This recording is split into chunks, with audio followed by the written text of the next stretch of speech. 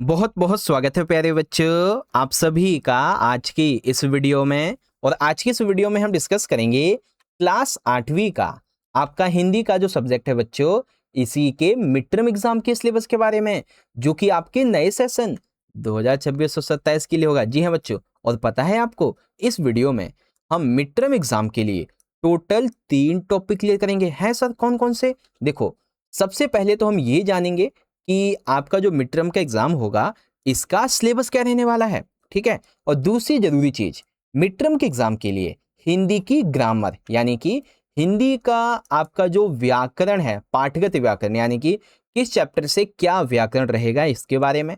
और तीसरी जरूरी चीज, रचनात्मक लेखन के बारे में, पत्र, विज्ञापन, लेटर, क्या क्या आपको लिखना होगा हिंदी में, सब आपको बताऊंगा बच्चों एक एक करके, ठीक है। तो वीडियो को एंड तक जरूर देखिएगा। कोई क्वेश्चन डाउट हो तो ये रही मेरी इंस्टाग्राम की आईडी, आप मुझे फॉलो मैसेज कर सकते हो। वीडियो अच्छी लगे तो लाइक शेयर, चैनल को सब्सक्राइब जरूर करना और कमेंट में अपने फीडबैक देके जाना। इंस्टाग्राम और टेलीग्राम को जरूर ज्वाइन कर लेना बच्चों, काफी इंपॉर्टेंट अपडेट्स आपको मिलती रहेंगी यहाँ पे, ठीक है। देखो, सबसे पहले आपकी जो मल्हार वाली किताब है ना, इसके हम चैप्टर्स देख लेते हैं, कविताएं देख लेते हैं, कहानियां देख लेते हैं, क्या क्या आपको पढ़ना है। तो देखो, सबसे पहले आपको कविता नंबर 1 पढ़नी है, स्वदेश कविता, ठीक है, जिसके राइटर हैं गया प्रसाद शुक्ल स्नेही जी। उसके बाद हमारा जो सेकंड है वो रहेगा दो गौरैया, ये एक कहानी है भीष्म साहनी जी की, ये पढ़नी है। मित्र लाभ, ये तो आपके जनरल नॉलेज के लिए आपको पढ़ना है तो पढ़िए, बाकी आपकी मर्जी, ठीक है, एग्जाम में क्वेश्चन नहीं आएगा ये। फिर है चैप्टर नंबर 3, एक आशीर्वाद, ये भी हमारी एक कविता है दुष्यंत कुमार जी की, ये भी पढ़नी है। उसके बाद हरिद्वार, ये एक पत्र जैसी कहानी या कथा कह लीजिए, वो है पातेंद्र हरिश्चंद्र जी का, ये हमें पढ़ना है।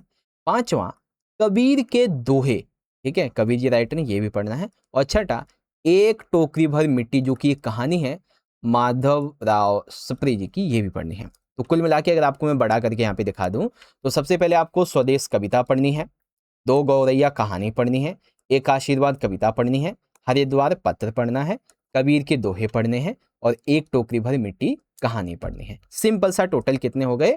6 यहाँ पे हैं, ठीक है।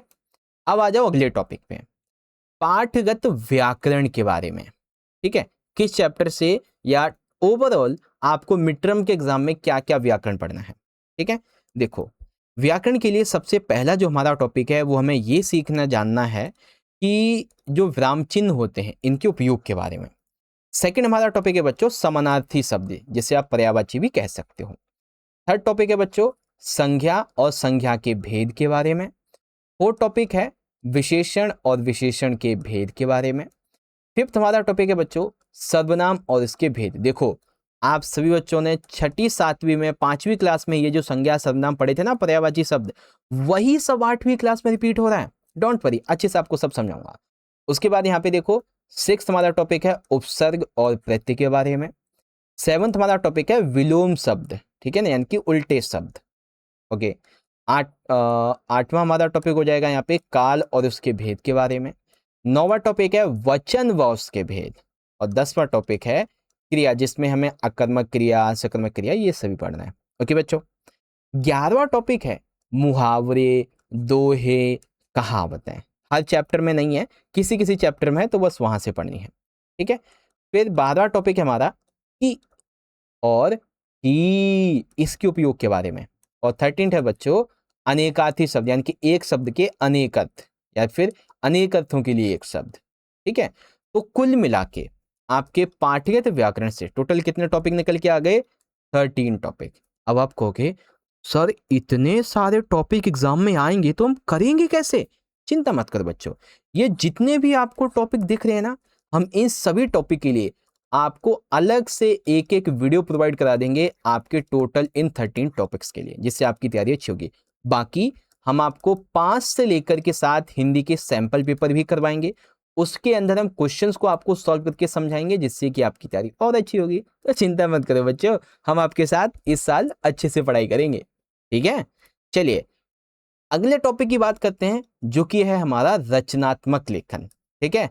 अब इसके अंदर हमें क्या क्या पढ़ना होगा भाई? तो देखो, रचनात्मक लेखन में हमारा सबसे पहला टॉपिक है बच्चों औपचारिक पत्र लेखन, ठीक है, यानी कि पत्रों को लिखना, औपचारिक पत्र।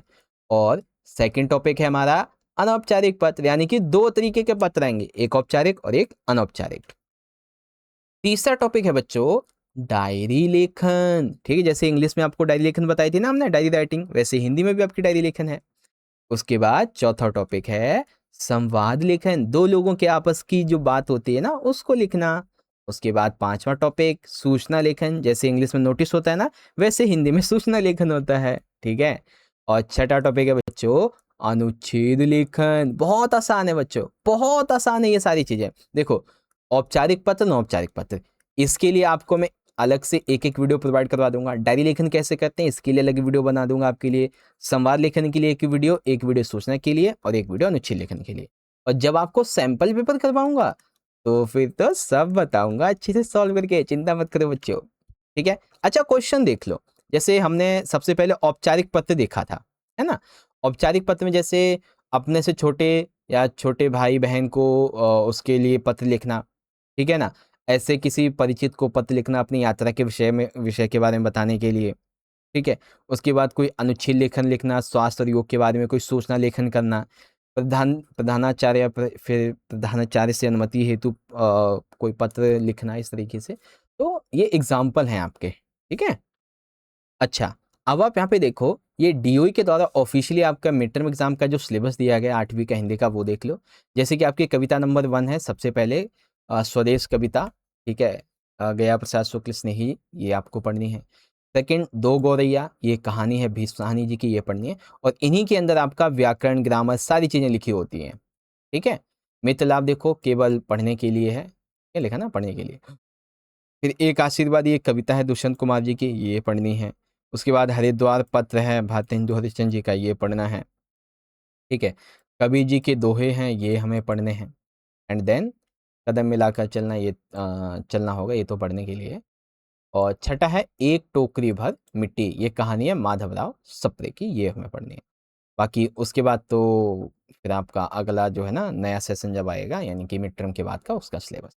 ओके बच्चों, तो आपको मैंने ऑफिशियली भी दिखा दिया है और अपनी तरफ से जो बनाया था वो भी दिखा दिया है। ओके, तो आई होप आप सभी को पता चल गया होगा कि आपको कितने चैप्टर कितनी कविताएं पढ़नी है, सारी चीज़ों के बारे में।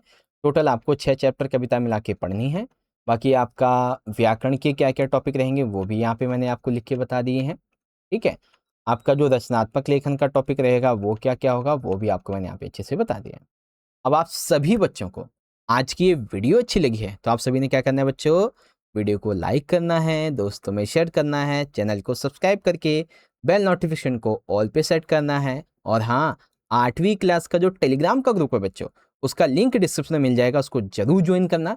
बाकी आप सभी बच्चे मुझे इंस्टाग्राम पे जरूर फॉलो कर लीजिएगा ताकि हम वहाँ पे भी कनेक्ट रह सकें, ठीक है ना। इंपॉर्टेंट नोट्स PDF और अपडेट के लिए हमारे टेलीग्राम ग्रुप को ज्वाइन करना बिल्कुल ना भूलें। बाकी आप सभी बच्चों के लिए यहाँ पर आई बटन में आपके 8वीं क्लास के ऑल सब्जेक्ट का जो मिड टर्म का सिलेबस है उसकी मैंने एक प्लेलिस्ट यहाँ पे बना के रख दी है, जिससे आप वहाँ से जाके देख लेना कोई भी आपका सिलेबस मिस हो जाता है तो, ठीक है। बाकी मिलते हैं अगले सेशन में अगली वीडियो में, तब तक के लिए पढ़ते रहिए, ख्याल रखिए अपना, बहुत बहुत धन्यवाद। जय हिंद, जय भारत, वंदे मातरम।